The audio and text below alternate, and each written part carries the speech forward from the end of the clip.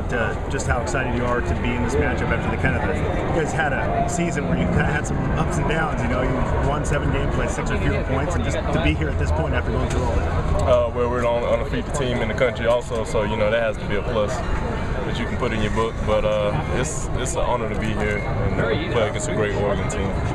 Yeah, and just the fashion you guys have been able to do it. How have you been able to survive some of these close calls and be the only undefeated team? It's great perseverance. It's a great team chemistry, and we love, trust, and believe in each other. And then you had to obviously get a full team effort out of, you know, like both sides of the ball, not just your offense, but the defense as well. The defense has come up with some stops, and they've gotten some clutch performances late in games. Just how grateful are you for that? Well, you know, that's why we call it football. You know, we call it offense and defense because both sides got to do their part. You know, I'm blessed to have a great defense and a tremendous field goal kicker. That's right. Yeah, you do have one of the best in the country. Football's a game of inches, as you guys have seen this year too, is it not? It is. What has it been like the range of emotions you've gone through over the last 3 months, and some of the close calls you've had, some of the games you've had? Well, it's been very fun for me because we came victorious after every one of them. So that's obviously a positive. You know, I ain't never had to worry about anything other than that. But I mean, we love those close calls. You know, it's heartbreaking to me. What do you see when you look at Oregon's defense and what they've been able to do, particularly against Arizona in that Pac-12 title game?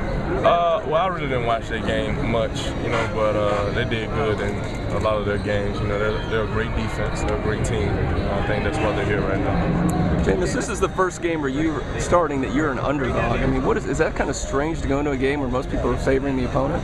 Well, you know, everyone wants us to lose anyway, so it's nothing new really.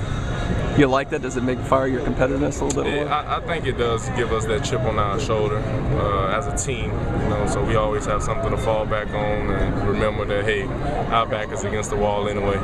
Kind of cool that you got the 2 Heisman Trophy winners going up against each other. It's a blessing that we our defense gets a chance to play against a great quarterback like him. And but I think he'll say the same. If we didn't have our teams, we would have never been where we are at now. Does it all seem more real now that you're out here in bowl preparation and bowl practice once out here in California? I think so. You know, we had a couple extra weeks to prepare, and you gotta love the extra weeks of preparation.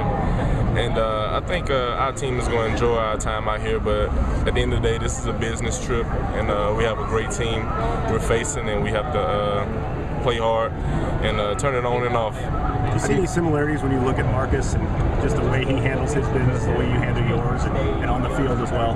Well, I mean, he's just a tremendous player, you know, and I really can't compare myself to what he has done because he's so efficient and he's so, you know, dependable. And I think that's one thing that makes him a great player. His team rallies around him, and they go as he goes. As a quarterback, you just mentioned the efficiency, 38-2. Touchdowns to interceptions. I mean, how does that even happen as a quarterback? I mean, that's got to be. Like I said, he's a tremendous player, and that's why he won that trophy. You know. Jameis, you ever been to Disneyland out here? Huh? You ever been to this Disneyland? No, sir. What about Orlando?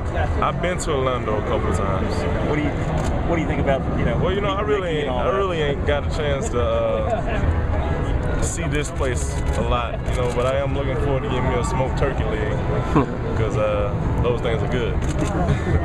Jameis, last few weeks, Dalvin Cook has really become a big part of the offense. Just talk about what he's brought to you guys. Hey, man, I could talk about Dalvin Cook all day long. That guy's tremendous. You know, having him in addition to our offense has been a blessing, you know, because he can run it, he can catch it, he can do it all. But, you know, people overlook Carlos and Mario Pena as well, and I think they're just great guys to allow him to be able to accept Dalvin as a true freshman and being able to help prepare him to his position he's in now. Definitely carrying the team like he has been. Just the running game overall, what has that done for you to take pressure off you that you don't have to do everything because you guys have run so well down the stretch? Well, it has definitely made made us a dynamic offense by his rushing attack. And I mean, you got to give a credit to our offensive line now. Don't discredit those guys up front. I mean, Dalvin is an amazing rusher, but we love those 5 guys in front of us. Speaking of true freshmen, Roderick Johnson, the left tackle, have talk about what he's been able to bring you guys. If you want to talk about all our true freshmen and how much they have been to our team, speaking in Rod, Dalvin, Travis Rudolph, and Erman. You look back at Erman's terrific catch against Louisville. That helped us, pull away from those guys. And Travis had a big-time catch in that game too. But I just think it comes from these guys that they're around every day. Rod being around a true senior offensive line, and Dalvin being around Carlos. And Carlos loves to talk a lot. And Mario Pender, just encouraging him to do better and better each game. And obviously the wide receivers have Shad. And Shad is probably one of the most purest human beings we have on our team. Jameis, what's going to help you next week by having the experience last year of playing here for a national championship? Even though you got to win 2, how's last year going to help you this year? Well, we've been here before. We get to play on that beautiful stadium again. I mean, that stadium is beautiful. That's a dream. It's kind of a football heaven for us. I mean, our wide receivers and guys love playing on that great grass.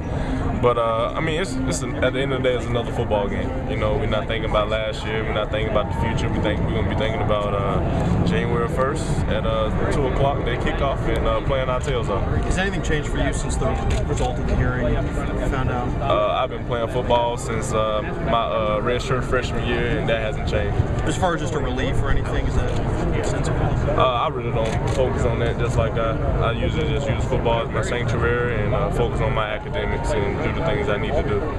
How did you do this semester? How'd you finish the semester in school? Finished pretty good. I didn't even look at my grades. That's how confident I was. In terms of just being in contention for a national championship at this point in the season, does it help you guys having kind of been there before in that sense?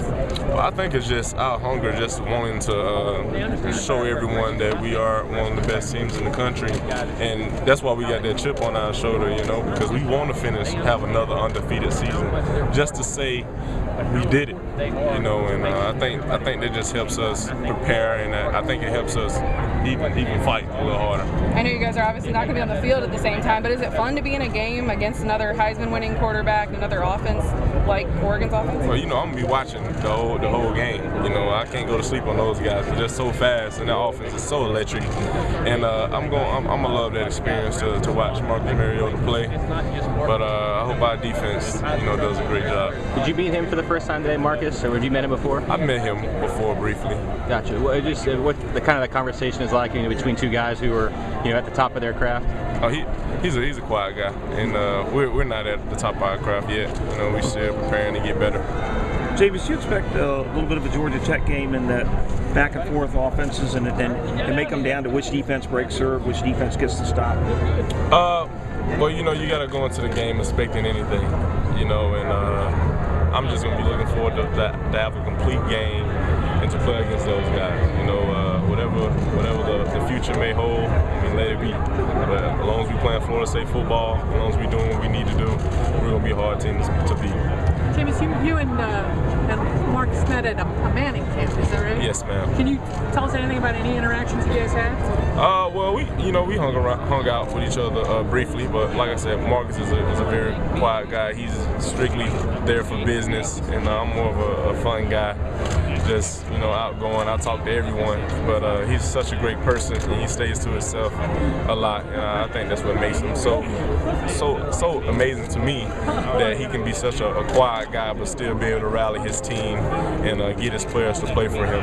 And you guys both have played in the Rose Bowl, in big Rose Bowl games. How does that help you as you guys prepare? Well, it's just going to be another football game. The love for this game, you really can't really sum it up about how many times you've been there. It's about who wants it and how well your team plays. And they've got some freshmen that are getting a lot of time. You guys have at least a freshman running back getting a lot of time. Do you have to do anything to help keep them focused or calm and with all these distractions? Well, we just let them play.